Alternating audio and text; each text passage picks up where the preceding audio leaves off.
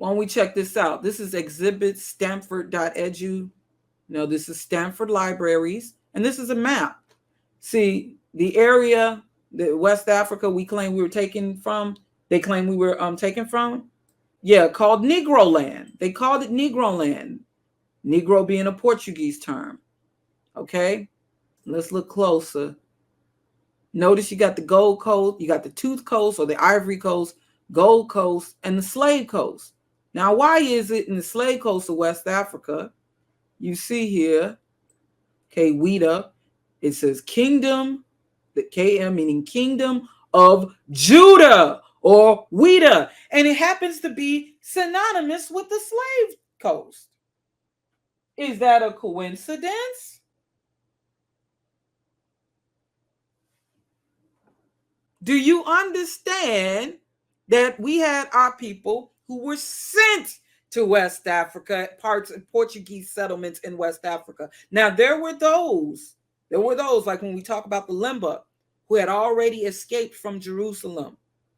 So, I'll be honest, I came into this village and the first word I heard was shalom, yes. A Hebrew word. Yes. How is that possible? How is it that the Limba are speaking Hebrew? The Lembas are the original Hebrews, and they were scattered, as you know, and they crossed into Africa. So they were scattered all over.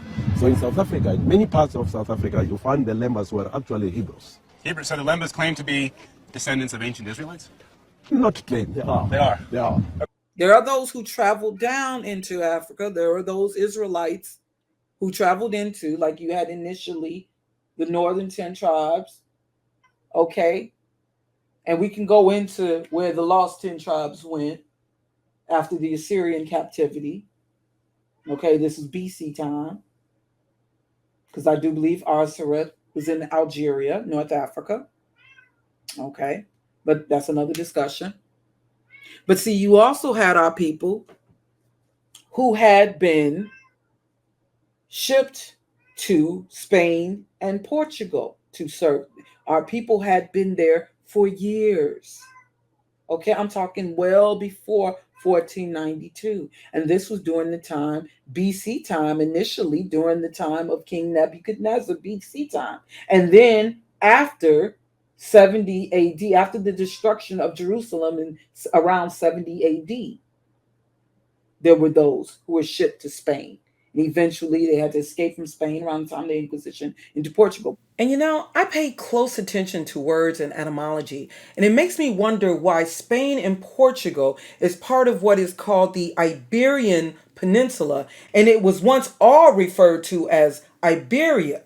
Now, the Iberian Peninsula, or the word Iberia, is associated with the river Ebro, or Ebro, which is Iberus, or Iberus in ancient Greek, and Hyberus, or Heberus in Latin. Now, is this river or word Ebro possibly related to Hebrew, which is said to have derived from Eber, who was the Shemitic ancestor of Abram or Abraham? Is this telling that once upon a time, these countries, Spain and Portugal, of the Iberian Peninsula, were populated by Hebrews? But anyways, but you had our people all in Europe. You understand? It was just a purge of black people out of Europe. That last happening around 1492. And that was the beginning of what we refer to as white supremacy. That's why white people love that year 1492. But anyways, yeah, Kingdom of Judah. Right there. This is Stanford, you know, Ivy League Stanford site.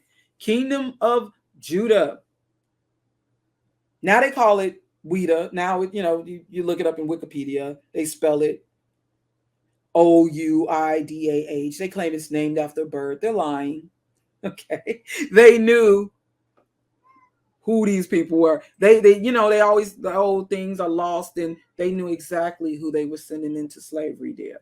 They know exactly who they know who we are. This is the biggest held secret. And that's why they want you to believe. Now that's why there's this promotion of, oh, we were always here. There weren't slave ships. They weren't, you know, they want you to and actually I believe the first slave ship came out of Portugal to the Americas, not out of West Africa. And this is not me saying that, oh, I deny Africa, because the so-called Middle East is Africa, okay? It's on the African plate, okay? Before they built the Suez Canal, before they completed in 1869. You know, I've always been fascinated by how our perception of world geography has changed over time, or should I say erased. Take Israel, for example.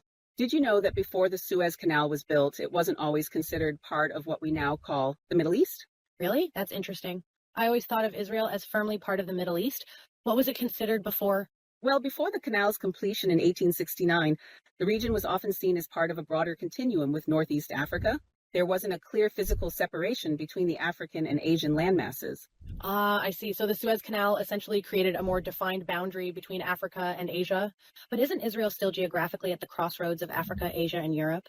Absolutely. It's located on the eastern shore of the Mediterranean, bordering countries like Lebanon, Syria, Jordan, and Egypt. The term Middle East itself is actually a relatively recent Eurocentric construct from the 19th century. Now, we're going to go over here, and I'm going to show you where Israel sits on the African tectonic plate, which means that Israel is Northeast Africa. Now, when we look at this map, this is the Sinai, okay? This is the Red Sea. This is Egypt. This is the Sinai. This is Israel. All right, this is Saudi Arabia over here.